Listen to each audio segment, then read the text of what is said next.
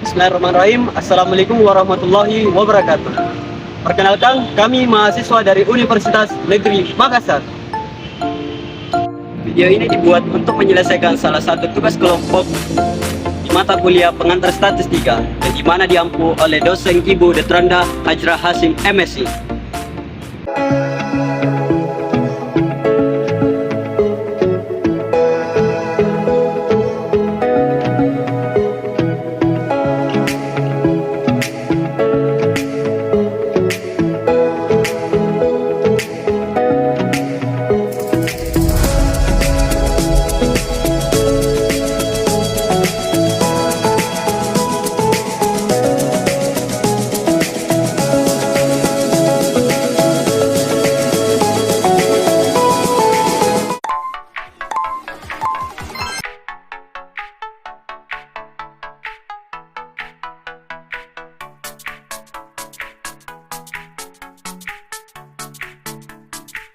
Perkenalkan, kami dari kelompok 8 yang beranggotakan Randy Pangalila sebagai pemateri pertama, Renaldi Sabilvina Syarifuddin sebagai pemateri kedua, selanjutnya Rahmawati sebagai pemateri ketiga, dan Sukmawati Cahyani Wulandari sebagai pemateri keempat.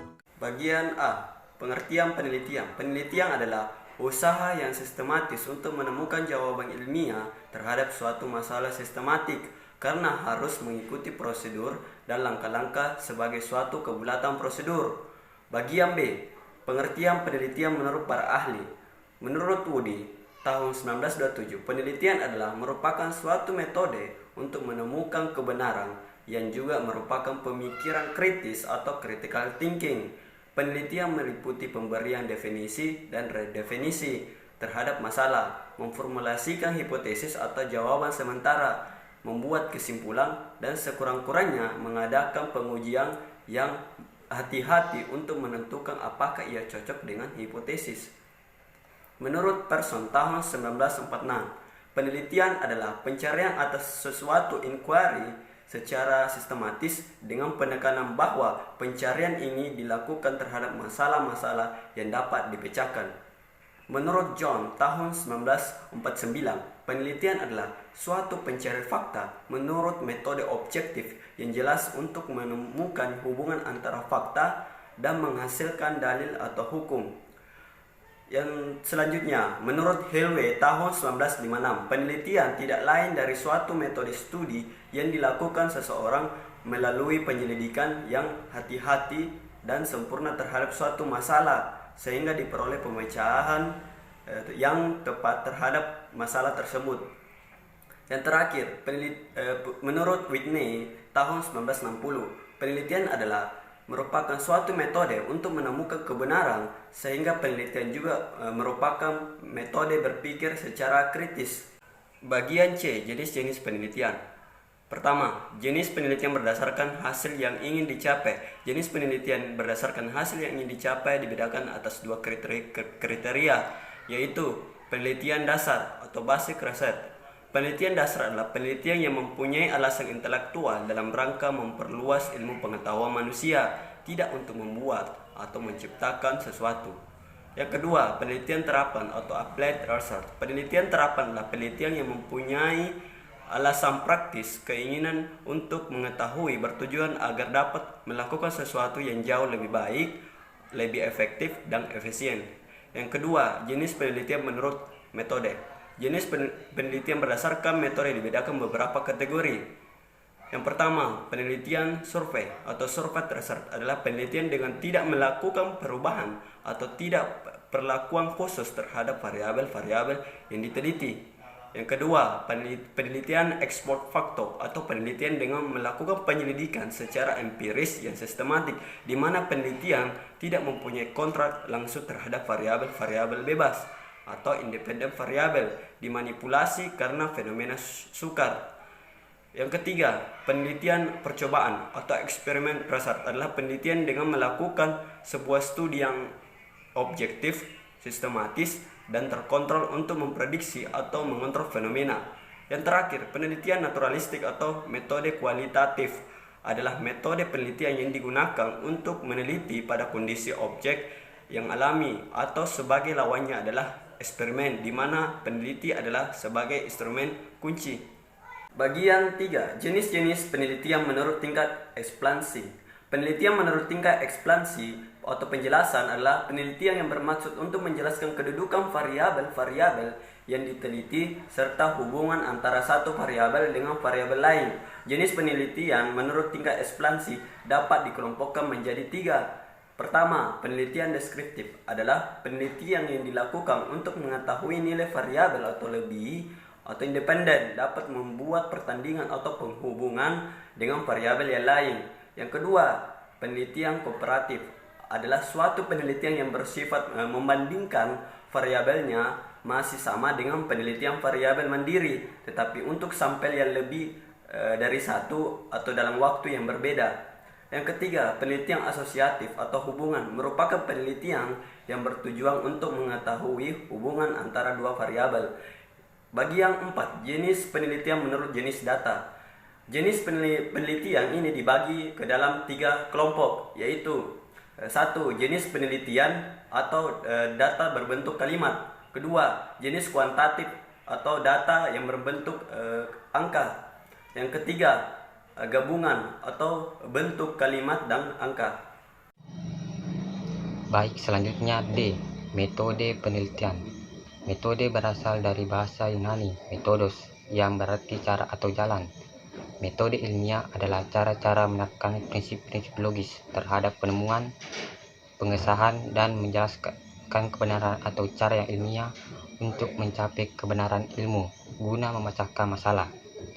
Penggunaan metodologi penelitian yang tepat guna menghindari pemecahan masalah yang spekulatif dan meningkatkan objektivitas dalam menggali ilmu.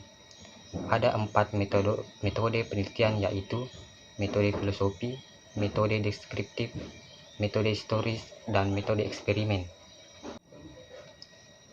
Konsep-konsep penelitian. 1.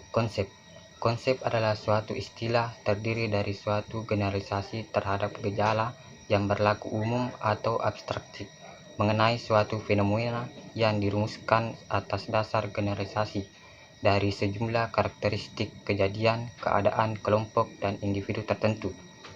2.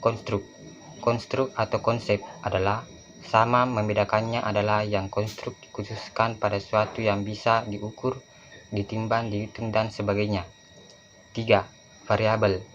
Variabel adalah konstruk yang sifat-sifatnya telah diberi angka, kuantitatif, atau juga dapat diartikan variabel adalah konsep yang macam maupun mempunyai bermacam nilai berupa kuantitatif yang dapat berubah-ubah nilainya. 4. Hipotesis adalah suatu konsep kebenarannya pernyataan tentang yang perlu diuji. Kelima, pengukuran. Suatu kegiatan yang dilakukan untuk menetapkan aturan pada objek atau peristiwa. Tahap penelitian. 1. Memilih masalah atau topik penelitian. Setiap melakukan penelitian harus mempunyai masalah yang harus dipecahkan. Masalah timbul akibat adanya tantangan, adanya kesangsian terhadap hal atau fenomena, adanya halangan atau rintangan, adanya celah baik antara kegiatan atau antara fenomena, baik yang telah ada maupun yang akan ada. Dalam menentukan topik atau permasalahan dalam suatu penelitian, ada beberapa ciri-ciri topik atau permasalahan yang baik untuk diangkat sebagai topik permasalahan penelitian, yaitu berikut. Masalah harus ada nilai penelitian. Masalah harus mempunyai nilai penelitian, yaitu mempunyai kegunaan tertentu serta dapat digunakan untuk suatu keperluan. Selanjutnya, masalah harus visible. Masalah yang dipilih harus mempunyai visibilitas, yaitu masalah tersebut harus dapat dipecahkan atau ada jalan keluarnya. 2. Studi pendahuluan. Studi pendahuluan dalam suatu penelitian perlu dilakukan agar peneliti dapat memahami topik atau permasalahan yang akan diteliti sehingga dapat mempersiapkan rencana selanjutnya. Tujuan dilakukan studi pendahuluan antara lain: A. Mengetahui dengan pasti apa yang akan diteliti. B. Mengetahui di mana dan kepada siapa data dapat diperoleh. C. memahami bagaimana teknik memperoleh data. D. Dapat menentukan metode analisis data. E. Dapat membuat kesimpulan dengan memanfaatkan hasil penelitian. Studi pendahuluan dapat dilakukan dengan 3P, yaitu paper. Maksudnya adalah suatu pendahuluan dengan melakukan studi pustaka, dengan membaca artikel-artikel, buku-buku terkait dengan topik penelitian atau membaca hasil penelitian sebelumnya. B. Person. Maksudnya adalah studi pendahuluan dengan melakukan wawancara atau bertanya kepada orang yang dianggap ahli di bidang tersebut atau kepada narasumber. C. Place. Studi pendahuluan dengan melakukan kunjungan ke lokasi di mana kita akan melakukan penelitian. Baik, saya akan melanjutkan dari materi sebelumnya, yaitu tahap-tahap penelitian pada poin ketiga, yaitu cara merumuskan masalah. Cara merumuskan masalah merupakan titik tolak bagi perumusan hipotesisnya nanti, dan dari rumusan masalah dapat menghasilkan topik penelitian atau judul penelitian. Umumnya, rumusan masalah harus dilakukan dengan kondisi berikut.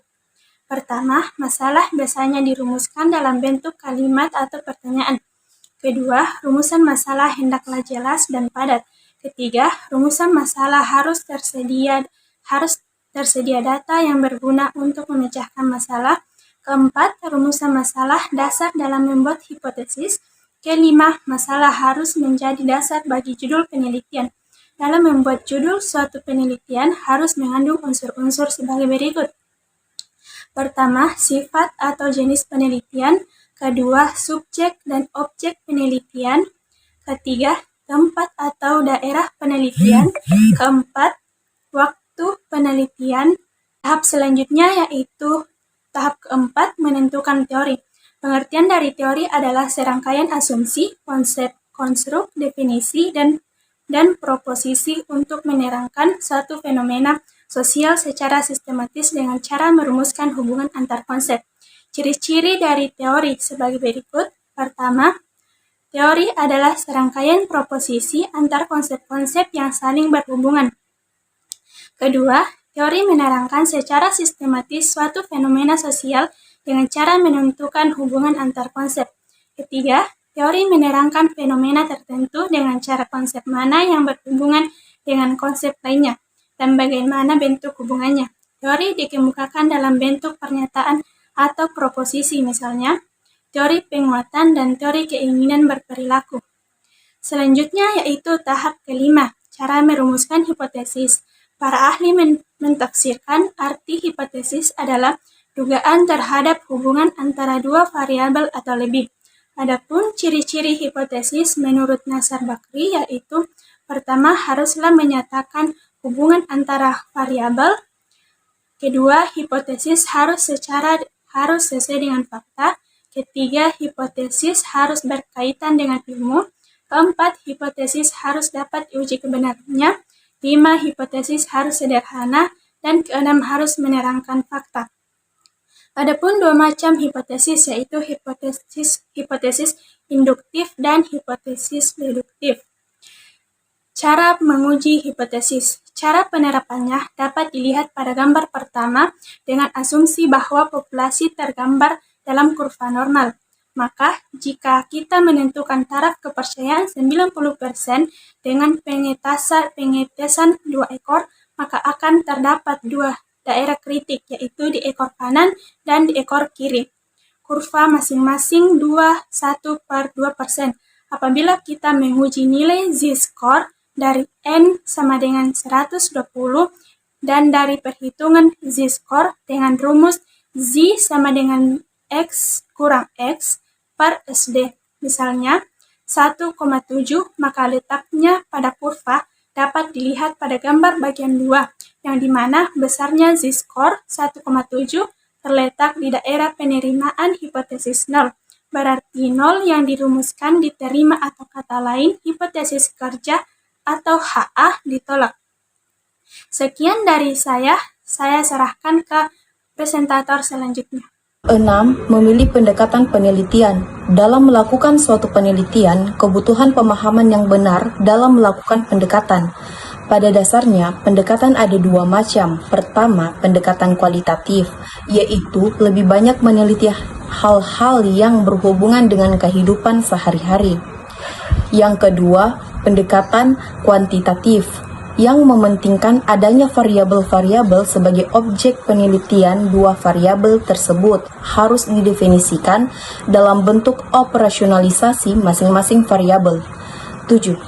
Operasionalisasi konsep penelitian. Dengan kata lain, definisi operasional variabel penelitian dalam penelitian merupakan bentuk operasional dari variabel-variabel yang digunakan.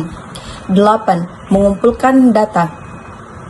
Teknik dalam pengumpulan data dapat dilakukan dengan berbagai cara, tergantung dari jenis penelitian metode pengumpulan data yang umum. Dari Sugiono 2002, yaitu observasi, wawancara, dan kuesioner. 9. Pengolahan data.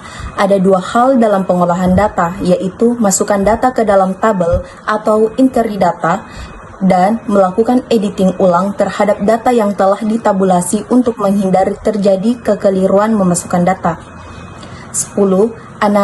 Analisis dan interpretasi data adalah proses mencari dan menyusun secara sistematis data yang diperoleh dari wawancara, catatan, lapangan, dan bahan-bahan lainnya. 11. Membuat generalisasi dan kesimpulan. Setelah analisis data penelitian, membuat generalisasi dari penemuan-penemuan dan selanjutnya memberikan suatu kesimpulan.